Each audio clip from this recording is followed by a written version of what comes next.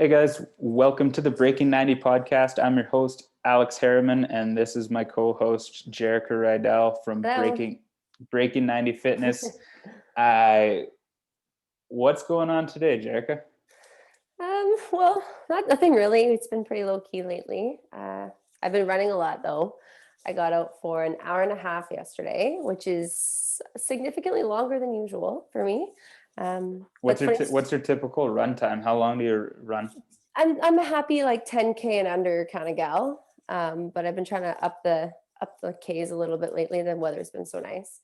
But I was so lazy yesterday. I didn't want to go alone. So I texted my neighbor around the street and said, "Do you want to run with me?" And she's like, "I can only do 20 minutes." I said, "Sure." And she left. And then I got someone else to jump in for their 20 minutes. And it just kept going on until Right in I the was middle of done. your run, somebody else is jumping in with you? Yeah, I have my Apple Watch and I'm texting. I said, "Hey, meet me at this place, jump in. I don't want to be alone." And it was awesome. I had conversations outside. It was a That, little bit of social interaction. that's amazing, right? And it Yeah. fits right in with an accountability system, accountability See? partner. It's huge having that support on a run. Um, They kept I my pace too because they were fresh and I was slow. So it was great.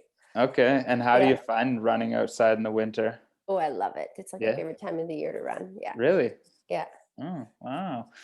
I can't say I feel the same, but right now, as you know, I'm just coming off of this Yeah. broken ankle. I would die to run outside right now. I would die to run anywhere right now. Baby steps, baby steps. I've got physio has me rowing and biking for like 10 minutes a day. So it's good to Good. move, but I'm excited for more. I'm excited for the rebuild. Yeah, it's coming. Good. Cool. So thanks for being here today. What are we going to cover today? What topic are we going to cover today? We're going to talk about minimizing the damage. Minimizing the damage. Cool. This is one of my favorite topics. This is something that we cover all the time with our coaching clients, and I think it's I don't know specifically where the term minimizing the damage came from, but I use it a shitload. Honestly, to the point where when I jumped in on your team, I Googled it because I was like, where did he get this? This is genius. And there's Okay. nothing on Google about minimizing the damages with nutrition and stuff and health and lifestyle. Like I couldn't find anything. I'm It's gonna awesome. I'm gonna say that Breaking 90 Fitness I made think up you should. minimizing the damage. Don't copyright that, anybody. If you own it, just let me know and I'll take this episode down. Cool. So let's tell me what's minimizing the damage to you, and I'll talk about what it is to me. All right. When I think of it, I think of just when it comes to a certain situation, I always think Christmas because I'm a foodie. And so I'll take Christmas and let's say, every year at Christmas, I go nuts, right? 3 plates of food, 3 plates dessert, whatever. Minimizing the damage to me would be being better than I was last year at Christmas. So I'm going to maybe do a plate and a half of food and maybe 1 plate of dessert. So I'm just pulling back. I'm minimizing. I'm not looking for perfection here. I'm just minimizing the damage and still enjoying myself in that sense. Yeah. Yeah, bang on. That's exactly it. And I'm going to use your Christmas example because we recently ran a challenge through Christmas break. We did a 28-day challenge, and the goal of this challenge was to take people through the 28-day process and have them come out in January in a good place. And the goal was never to have a bunch of progress. The goal wasn't to lose a bunch of weight or get stronger. It was just really the goal was to minimize the damage over Christmas and come out ahead of where you normally would come out in January. So you weren't just playing catch up all of January. Now, what's really interesting, what's human nature, is we had, I think, 13 new people come through this challenge. And at the end, I asked each one individually, how did you do? Mhm. Almost every person responded with, I didn't do very well, I could have done better. And I Oh, found it really interesting. So then I had a follow-up question. How would you compare it to your past 5 Christmases? yes. And every single one of them, almost, there might have been one or two, almost every single one of them said way better than my past 5 Christmases. So to us, we're like, boom, you crushed it.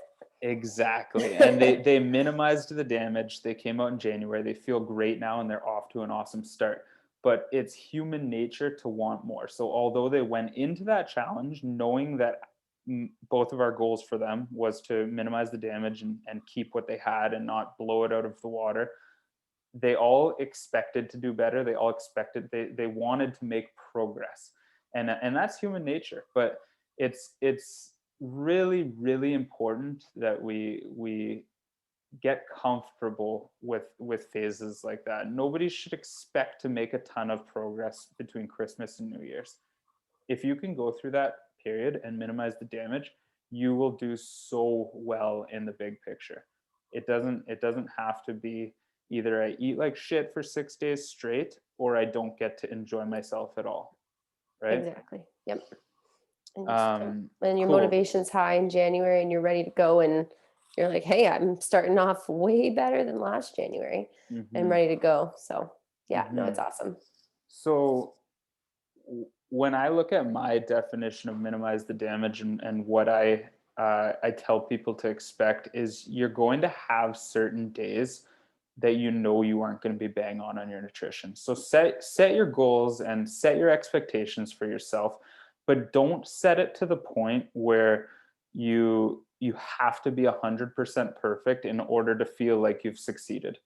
When we do that, when we say I'm not going to drink any alcohol for the next 2 months, and one Friday night you have 2 glasses of wine, you shouldn't consider yourself a failure. You should consider that success. That's amazing that you were able to accomplish something like that. So what I like to explain with the term minimizing the damage is build in that buffer for yourself so that when you do fall a little bit off track, you do exactly like Jerrika just said, and you say, how can I make this night or this day or this weekend just a little bit better than I would have in the past?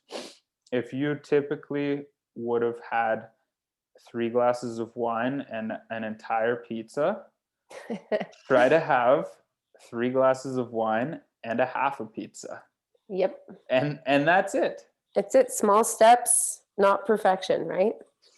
Absolutely. Yeah. Progress, not perfection. Yes. That is the big message. If you take anything away from this, um, get comfortable with minimizing the damage. It doesn't have to be perfect. And when you know you've got an obstacle coming up, allow yourself to enjoy that obstacle and ask yourself where you can minimize the damage. And it might be one meal that day, it might be 2 meals that day, it might be adding a salad to your lunch.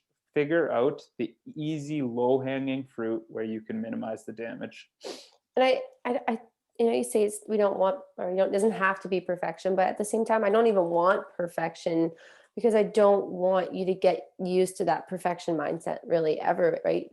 Life is, it's natural. Things happen, people show up at your house. Well, maybe not right now, but people show up at your house, things happen, and you can't expect to have this specific meal in this. So allowing yourself a little bit of leeway and still being okay with the end result, that's normal. And that's how it should be, right? Mm. It's kind It's of how I it's see it.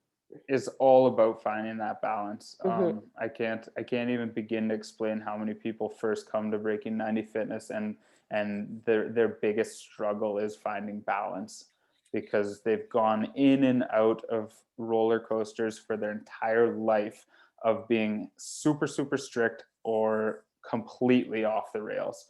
And if people could embrace the minimize the damage mentality, Yeah. you can almost eliminate those behaviors. And I'm not saying it's easy. Don't get me wrong. I'm not trying to say it's easy, but it is doable. And I mean, we've seen it Oh, with absolutely.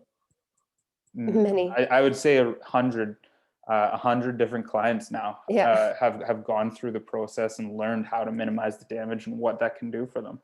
It's literally the single biggest shift that you could make in your nutrition and exercise behaviors. Yeah. And it's not, I know we keep mentioning nutrition, right? But it's not just nutrition. It can be in all aspects of your life, or even not just alcohol, all aspects of your life for sure. So, Yeah, it's as simple as if you know you're going away for a weekend and you're missing out on your workouts, it's it's saying to yourself, I'm not going to throw in the towel. I'm going to go for a walk this weekend. Yep. That's minimizing the damage, Yep. right? Big one. Yeah. Same thing. Big one for me is sleep, right? If, I used to think, oh, if I didn't get my 7 to 8 hours of sleep, like just screw it and might as well just stay up all night and get my work done. Well, no, might as well just close it down now, even though I'm only going to get 6. It's better than not getting 3, So Hmm. it's accepting that, and it's better than nothing. Right. So, You know who I think can really benefit from hearing this is new parents. If you're a new parent and mhm. you're listening to this and you've got a 3-month-old baby at home that's not letting you sleep, and you're eating microwavable popcorn and pizza pockets, just know that minimizing the damage is a thing, and you can start implementing it today. Make one small change today, minimize the damage. How could I be a little bit better today than I was yesterday? I love it. Simple Um, as that. yeah, Not easy, but small changes. Yeah, totally doable. totally. Okay, guys. Well, thanks for listening to our episode of minimizing the damage. And this is a fairly new process for us. So what we would really love is if you click follow on this podcast, if you leave us a review on this podcast, you can reach out to us right through Instagram, right through Facebook. I would love to hear from you guys. And most importantly, let us know what topics you want to hear. You guys are the listeners. We're doing this for you. If there's something you're dying to hear about or you'd love to hear us chat more about, leave it in the comments or shoot us a private message, and we'll plan on making an episode for you guys. We're doing this because we want you guys to take value from it. So let us help you. Looking forward to it. Thanks, guys. Have a great day. Awesome.